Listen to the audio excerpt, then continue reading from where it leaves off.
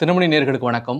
தமிழக பாஜக முன்னாள் தலைவர் திரு அண்ணாமலை இந்த தேர்தலில் போட்டியிடுகிறார் என்றார். எந்த தொகுதியில் போட்டியிட முடிவு செய்யப்பட்டுள்ளது என்பதை விவரிக்கும் பதிவாக இந்த வீடியோ அமைகிறது.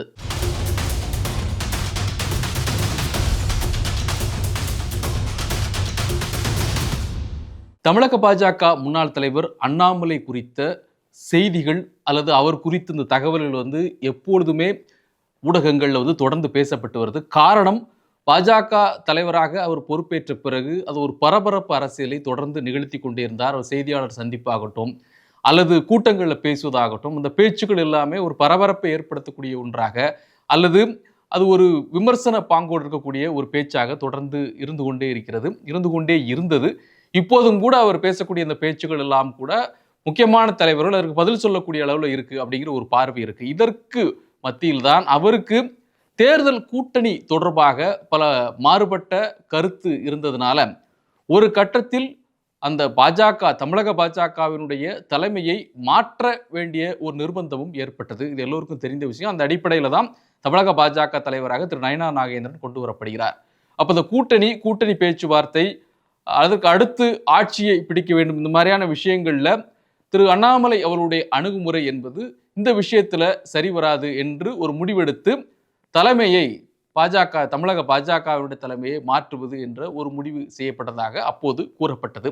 அது உள்ள நிறைய விஷயங்கள் இருக்கு. அது ஏற்கனவே பல விஷயங்கள் தெரிந்தது, பல விஷயங்கள் யூகங்கள் அடிப்படையில் சொல்லப்பட்டது. இதெல்லாம் ஒரு பக்கம் இருக்கு. ஆனா இப்போ தேர்தல் தேதி அறிவிக்கப்பட்டு விட்டது. ஏப்ரல் 23 திரு அண்ணாமலை அவர்கள் இந்த கூட்டணி ஏற்பட்ட பிறகு அவர் சொன்ன விஷயம், எனக்கு சில மாறுபட்ட கருத்துக்கள் இருக்கிறது, ஆனால் கட்சி தலைமை ஒன்றை சொல்லுகின்ற பொழுது அதற்காக ஒரு தொண்டனாக என்று பணியாற்ற வேண்டிய என்னுடைய கடமை, அதை நான் நிச்சயமாக திறம்பட செய்வேன் அப்படிங்கிற ஒரு விஷயத்தை அவர் முன்வைத்தார். நீங்கள் தேர்தல் போட்டியிடுவீர்களா என்று கேட்கப்பட்டது கூட எனக்கு தேர்தலில் போட்டியிடுவதற்கான விருப்பம் இல்லை. ஆனால் அதே சமயத்தில் அதே நேரத்தில் கட்சி ஒரு கட்டளை எடுக்கின்ற பொழுது அதனை நான் ஏற்பேன் அப்படிங்கிறதும் அவர் சொன்ன ஒரு விஷயம். இதற்கு மத்தியில் தான் கடந்த 2-3 நாட்களாக தமிழக பாஜக பொறுத்தளவில் பாஜகவின் சார்பாக இந்த லிஸ்ட் அனுப்பப்பட்டுச்சு. 27 தொகுதிகள் பெறப்பட்டிருக்கிறது. இந்த தேர்தலை பொறுத்தளவில் பாஜகவிற்கு ஒதுக்கப்பட்டுள்ள இடங்கள், அந்த இடங்களில் யார் போட்டியிடுகிறார்கள் அப்படிங்கிற ஒரு பட்டியல் பாஜகவினுடைய மேலிடத்திற்கு அனுப்பப்பட்டது. பொதுவாக இது போன்ற தேசிய கட்சிகள் என்ன பண்ணுவாங்க அப்படின்னு சொன்னால், ஒரு விருப்பப்பட்டியல் மாதிரி கேட்பாங்க. அந்த ஒரு தொகுதி அப்படின்னு சொன்னால் அதுக்கு 3 பேர் கேட்கப்பட்டு அதில் ஒருவரை தேர்ந்தெடுக்கக்கூடிய ஒரு தன்மை தான் அங்கே இருக்கும். ஸோ அந்த அடிப்படையில் அந்த பட்டியல் அங்கே அனுப்பப்பட்டுச்சு. அதுலேயும் ஒரு ஒருமித்த ஒரு முடிவு எட்டப்படவில்லை அப்படிங்கிற ஒரு பார்வை. 2வது, ஒதுக்கப்பட்ட தொகுதிகளிலுமே பாஜகவிற்கு வெற்றி வாய்ப்புள்ள தொகுதிகளுடைய அந்த எண்ணிக்கை அப்படிங்கிறது ஒரு குறைவாக இருக்கிறது.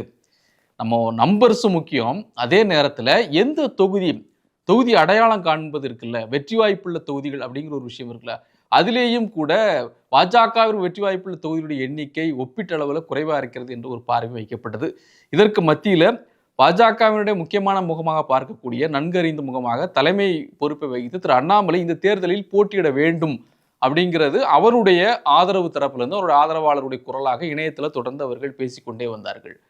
இந்த நிலைமை இருக்கின்ற பொழுது பாஜக மேலிடமும் அவரை ஒதுக்குவதற்கு விருப்பம் இன்றி அவருடைய அந்த ஆதரவு தளம் அப்படிங்கிறது ரொம்ப முக்கியமானது. அது அவர் நிற்க வேண்டும். அதே நேரத்தில் அவர் தேர்தலில் பங்களிப்பதன் மூலமாக மற்ற இடங்களிலும் அவர் அந்த பிரச்சாரத்தை முன்னெடுக்கின்ற பொழுது, நானும் காலத்தில் இருக்கிறேன், எல்லாருமே நம்ம இணைந்து நிற்கிறோம் என்ற பொழுது கூடுதலாக வாக்குகளை பெற முடியும் என்று பாஜகவினுடைய மேலிடம் டெல்லி தலைமை முடிவு செய்து அவரை இந்த தேர்தலில் போட்டியிட வைக்க வேண்டும் என்ற முடிவு எடுத்ததாக கூறப்படுகிறது. இந்த நேரத்தில் தான் அவர் கேட்ட தொகுதிகள், அதற்கு முன்பு கேட்ட அவருக்கு சாதகமாக என்று சொல்வது பாஜகவிற்கு சாதகமாக இருக்கக்கூடிய தொகுதிகள் இப்போது அதிமுகவினுடைய வசமாக, இப்போது அதிமுகவின் வசம் என்று நாம் சொல்வது அதிமுக போட்டியிடக்கூடிய தொகுதியாக இருக்கிறது என்று ஒரு பார்வை வைக்கப்பட்டது. அப்போ அவருக்கு எந்த தொகுதி கொடுக்கப்படலாம் என்று சில ஆலோசனைகள் அங்கு நடந்ததாக கூறப்பட்டது. நேற்று கூட இந்த ஆலோசனை திரு பியூஷ் கோயல் தலைமையில் நடைபெற்றிருக்கிறது என்கிறதான் கிடைத்திருக்கக்கூடிய தகவல். அப்போ 2 இடங்களை அவர்கள் சொல்கிறார்கள். ஒன்று திருப்பூர் தெற்கு, 2வது மொடக்குறிச்சி. இந்த 2 தொகுதிகளில் ஏதேனும் ஒன்றில் அவர் போட்டியிடுவதற்கான வாய்ப்பு அதிகம் இருக்கிறது என்று ஒரு பார்வை இருக்கிறது. திருப்பூர் தெற்கு பொறுத்த அளவில் அவர் 2021 பார்த்தீர்கள் என்று சொன்னால் திமுக அங்கு வெற்றி பெற்றிருக்கிறார்கள். கடந்த தேர்தலில் திமுக வெற்றி பெற்றிருக்கிறது.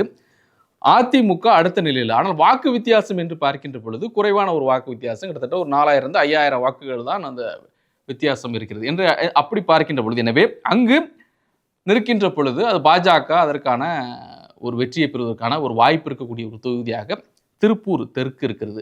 அது மட்டுமில்ல, ஒட்டுமொத்தமாக திருப்பூர் மக்களவை தொகுதி என்று எடுத்து பார்க்கின்ற பொழுது கடந்த 2024 நாடாளுமன்ற தேர்தலில் மிகப்பெரிய அளவில் வாக்குகளை அவர்கள் அங்கு பெற்றிருக்கிறார்கள். எப்படின்னா, நாடாளுமன்ற தேர்தலில் கூட அவர்கள் பிரிந்திருந்தார்கள். அதிமுகவும் சரி பாஜகவும் தனித்தனியாக களம் கண்டார்கள். ஆனால் அங்கே வெற்றி பெற்றவராக கம்யூனிஸ்ட் கட்சியைச் சேர்ந்த திரு சுப்ராயன் வந்து வெற்றி பெறுகிறார். அவர் பெற்ற வாக்குகள் பார்த்தீங்கன்னா கிட்டத்தட்ட ஒரு 4,75,000 வாக்குகள் வச்சுக்கோங்களேன். அதிமுக ஒரு 3,40,000 வாக்குகள், எல்லாம் சுமாராக நான் சொல்கிறேன். அதே போன்று பிஜேபி அங்கே கிட்டத்தட்ட பார்த்தீங்கன்னா ஒரு 1,85,000 வாக்குகள் வந்து பெறாங்க. ஸோ அந்த வித்தியாசம் பார்க்கின்ற பொழுது சுமாராக ஒரு 1,60,000 வாக்குகள். இந்த 1,60,000 வாக்குகள் பார்க்கின்ற பொழுது அதிமுக பெற்ற வாக்குகளையும் பிஜேபி பெற்ற வாக்குகளை சேர்க்கின்ற பொழுது அது திரு சுப்ராயன் பேசிய வாக்குகளை விட அது அதிகமாக வருகிறது. அப்படி என்று பார்க்கின்ற பொழுது திருப்பூர் தொகுதியை பொறுத்தளவில் ஒரு பரவலான மக்களவை தொகுதியை எடுத்து பார்க்கின்ற பொழுது ஒரு பரவலான அந்த கூட்டணிக்கு ஒரு வெற்றி வாய்ப்பு கொடுக்கக்கூடிய, சாலிடாக கொடுக்கக்கூடிய ஒரு தொகுதியாக இருக்கிறதுனால அதில் இருக்கக்கூடிய தொகுதிகளில் ஒன்றான திருப்பூர் மக்களவை தொகுதிகளுக்குள் உட்பட்ட தொகுதியில் ஒன்றான திருப்பூர் தெற்கை அவருக்கு கொடுப்பதற்கான ஒரு வாய்ப்பு இருக்கிறது என்று ஒரு பார்வை.